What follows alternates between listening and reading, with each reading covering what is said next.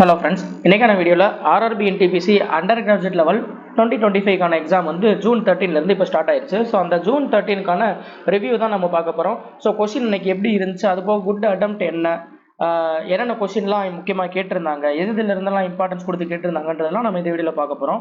So video கடைசி வரைக்கும் பாருங்கள். அப்கமிங்கில் வரக்கூடிய ஷிஃப்ட்டில் போகிறவங்களுக்கு கண்டிப்பாக இந்த வீடியோ வந்து யூஸ்ஃபுல்லாக இருக்கும். ஓகேவா? ஓகே, சரி, ரைட்.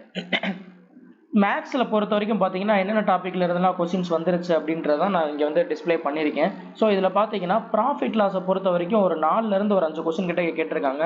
அதுலேயும் பார்த்தீங்கன்னா டிஸ்கவுண்ட்டை பொறுத்த வரைக்கும் பார்த்தீங்கன்னா 3 சக்ஸஸிவ் டிஸ்கவுண்ட் கொடுத்துட்டு ஈக்குவலன்ட் டிஸ்கவுண்ட், சிங்கிள் டிஸ்கவுண்ட் என்ன அப்படின்ற மாதிரி கேட்டிருக்காங்க. சிம்பிளிஃபிகேஷன்லேருந்து ஒரு ரெண்டு அல்லது ஒரு 3 கொஸ்டின் கிட்ட வந்துருச்சு. ஸ்டாட்டிஸ்டிக்ஸை பொறுத்த வரைக்கும் பார்த்தீங்கன்னா மீடியன், ஸோ டேப்லர் காலம் கொடுத்துட்டு அந்த ஃப்ரீக்வன்சி கொடுத்துட்டு மீடியனோட டைரக்ட் ஃபார்மில் யூஸ் பண்ணி சால்வ் பண்ணுற மாதிரி தான் கேட்டிருந்துருக்காங்க. ஓகேவா? அதுக்கப்புறம்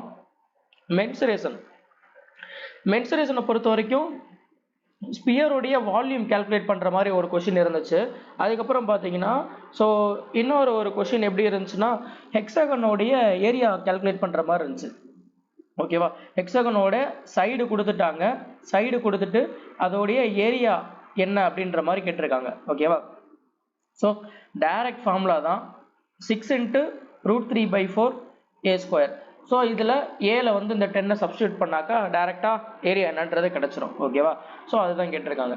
அதுக்கப்புறம் பார்த்தீங்கன்னா அந்த பைப்ஸ் அண்ட் சிஸ்டம்லேருந்து கேட்ட கொஸ்டின் வந்து கொஞ்சம் லிட்டில் பிட் கேல்குலேட்டிவாக இருந்துச்சுன்னு சொன்னாங்க. அதுக்கப்புறம் எல்சிஎம் ஹெச்சிஎஃப் பொறுத்த வரைக்கும் பார்த்தீங்கன்னா டைரக்ட் கொஸ்டின், இந்த product of 2 numbers equal to LCM into HCF, அந்த டைரெக்டாக அந்த ஃபார்முலா யூஸ் பண்ணி சால்வ் பண்ணுற மாதிரி தான் வந்து சம்மு வந்து இருந்திருக்கு. ஓகேவா? ஸோ இந்த டைரக்ட் ஃபார்முலாவில் அப்படியே சப்ஸ்டியூட் பண்ண ஆன்சர் எல்லாமே கொஷின் டைரெக்டாக தான் இருந்திருக்கு. அல்ஜிப்ராவை பொறுத்த வரைக்கும் பார்த்தீங்கன்னா அதுவும் பார்த்தீங்கன்னா ரொம்ப ஈஸியான கொஷினாக தான் இருந்துச்சு. ஸோ என்ன கேட்டிருந்தாங்கன்னா x + 1/x உடைய வேல்யூ 4ன்னு கொடுத்துட்டு x power 4 + 1/x⁴ இதோடைய வேல்யூ என்ன அப்படின்னு கேட்டிருக்காங்க. ஸோ அப்போ x² + 1/x² உடைய வேல்யூ 14. அப்போ x⁴ + 1/x⁴ உடைய வேல்யூ என்னவா இருக்கும்னா 194. அவ்வளோதான். ஓகேவா? ட்ரிக்னாமெட்ரியிலேருந்து ஒரு 2 கொஸ்டின் வந்துருந்துச்சு. ஓகேவா? அதில் ட்ரிக்னாமெட்ரியில் கேட்ட 2 கொஸ்டின் பார்த்தீங்கன்னா எப்படி இருந்துச்சுன்னா அதுவும் ஈஸியாக தான் இருந்துச்சு. என்ன கேட்டிருந்தாங்கன்னா 4 cosecant θ + sin θ இதோடைய வேல்யூ 5. ஓகேவா? கொடுத்துட்டு என்ன கேட்டிருந்தாங்கன்னா sin 3θ + cos 3θ இதோடைய வேல்யூ என்னன்றதை கண்டுபிடிக்கிறேன் கேட்டிருக்காங்க. ஓகேவா? ஸோ அப்போ ஃபர்ஸ்ட் நம்ம என்ன கண்டுபிடிக்கணும்னா இல்லை தீட்டாவுடைய வேல்யூ கண்டுபிடிக்கணும். ஓகேவா? ஸோ இதில் நீங்கள் வேல்யூ புட்டிங் போடலாம். அதுக்கப்புறம் பார்த்தீங்கன்னா நீங்கள் இதில் ஐடென்டிட்டி யூஸ் பண்ணியும் பண்ணலாம், எப்படினாலும் பண்ணலாம். பட் இதில் வந்து தீட்டாக்கு ஆங்கிள் சப்ஸ்டியூட் பண்ணால் ஈஸியாக வந்துடும். ஓகேவா? ஸோ இங்கே தீட்டா வந்து 90 டிகிரின்னு சப்ஸ்டியூட் பண்ணிங்கன்னா என்ன ஆயிரும்னா இது 1 ஆயிரும், இதுவும் 1 ஆயிரும். ஸோ அப்போ 4 + 1 5. கரெக்டாக? ஸோ அப்போ சாட்டிஸ்ஃபை ஆயிடுச்சு. அப்போ தீட்டாவுடைய வேல்யூ என்னன்னா 90ன்றது எனக்கு தெரிஞ்சிருச்சு. ஸோ அப்போ நான் கால்குலேட் பண்ண வேண்டியது sin 270 + cos 270 இதோடைய வேல்யூ என்னன்னு கேட்குறாங்க. sin 270 உடைய வேல்யூ -1, cos 270 உடைய வேல்யூ 0. ஸோ அப்போ ஆன்சர் -1.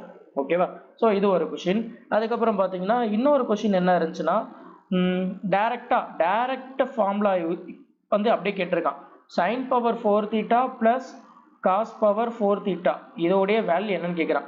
ஸோ இதெல்லாம் கண்ணை மூடிட்டு சொல்லிடலாம். 1 - 2 sin² θ cos² θ. ஓகேவா? ஸோ ட்ரிக்னாமெட்ரியை பொறுத்த வரைக்கும் ஈஸியாக தான் இருந்துச்சு. பெருசாக அட்வான்ஸ் மேக்ஸை பொறுத்த வரைக்கும் ரொம்ப டஃப்பாக அப்படின்லாம் எதுவும் கிடையாது. ஓகேவா? அதுக்கப்புறம் டைம் அண்ட் டிஸ்டன்ஸை பொறுத்த வரைக்கும் சர்க்குலர் ரேஸ்லேருந்து ஒரு கொஷின் கேட்டிருந்தாங்க. ஓகேவா? ஸோ ஒரு சர்க்குலர் ட்ராக் இருக்குது. அது பார்த்தீங்கன்னா அதோடைய சர்க்கம்ஃபரன்ஸ் வந்து 1600 மீட்டர்னு கொடுத்துட்டாங்க. 2 பேர் வந்து சேம் டைரக்ஷனில் போகிறாங்க. ஓகேவா? ஸோ ஒருத்தரோட ஸ்பீடு வந்து 27 km/h கொடுத்துட்டாங்க. இன்னொருத்தரோட ஸ்பீடு வந்து 45 km/h அப்படின்னு கொடுத்துட்டாங்க. ஓகேவா? ஸோ இப்போ 2 பேரும் எப்போ வந்து ஃபர்ஸ்ட் டைமாக மீட் பண்ணுவாங்க அப்படின்னு கேட்குறாங்க. ஓகேவா? So relative speed concept use பண்ணாலே போதும், டைரெக்டாக அதுக்கான ஆன்சர் வந்துடும். 2 பேரும் சேம் டைரக்ஷனில் போகிறாங்கன்றப்ப என்ன பண்ணோம், ரிலேட்டிவ் ஸ்பீடுன்றப்ப 2 ஸ்பீடையும் சப்ராக்ட் பண்ணோம். கரெக்டாக? ஸோ அப்போ ரிலேட்டிவ் டிஸ்டன்ஸ் 2 பேருக்கு இடையில உள்ள டிஸ்டன்ஸு 1600 மீட்டர் டிவைடட் பை 18. 2 பேருக்கு உள்ள டிஃபரன்ஸ்னு பார்த்தீங்கன்னா 18 km/h. அதை வந்து மீட்டர் பெர் செகண்டாக மாற்றினாக்கா 5/18 வரும்.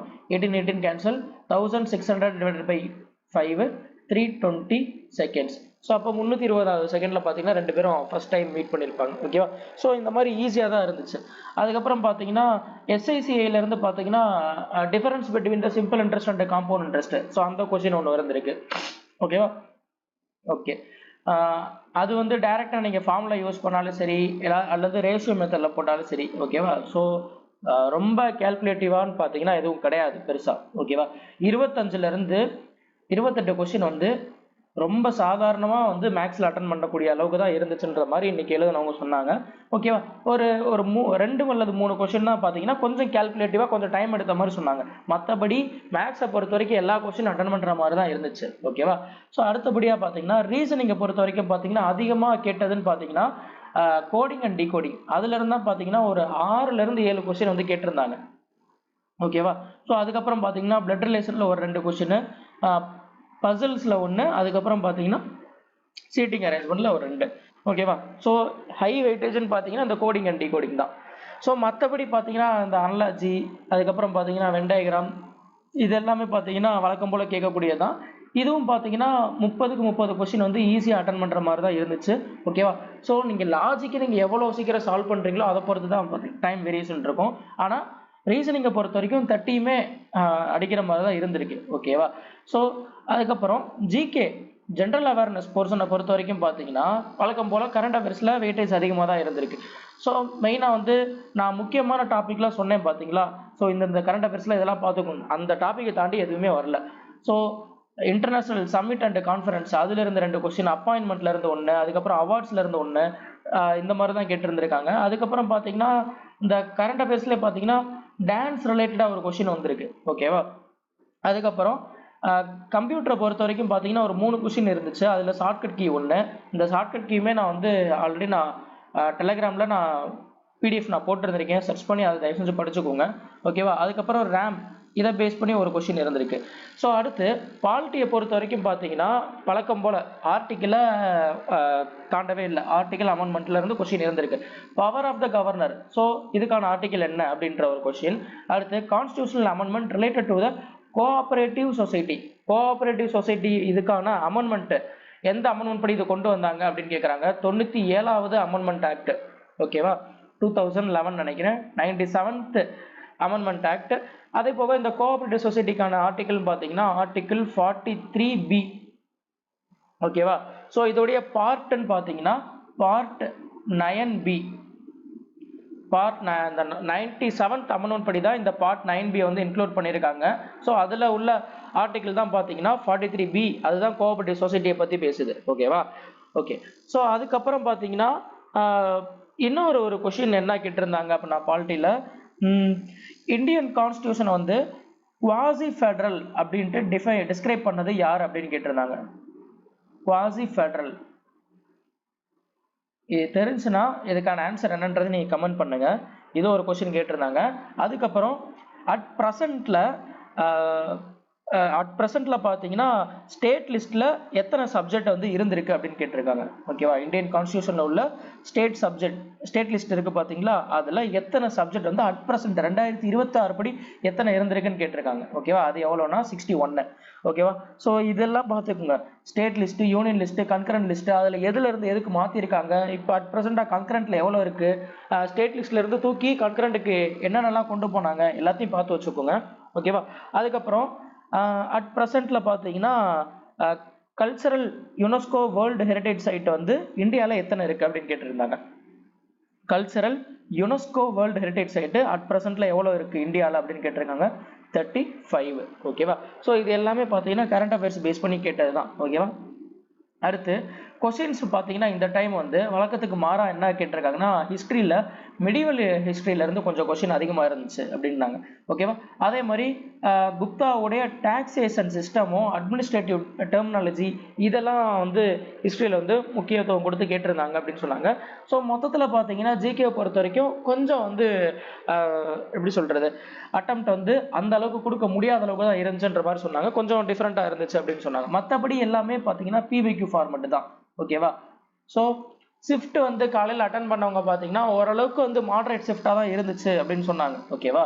ஸோ பெருசாக ரொம்ப கஷ்டம்னு கிடையாது, ரொம்ப ஈஸினும் கிடையாது, ஓரளவுக்கு வந்து மாடரேட் லெவலில் இருந்துச்சு அப்படின்னு சொன்னாங்க. ஸோ இதில் எவ்வளோ அட்டெம்ப்ட் கொடுக்கலாம் அப்படின்னு பார்த்தீங்கன்னா 75லேருந்து 80 கொஷின் வந்து அட்டன் பண்ண முடியும். ஓகேவா?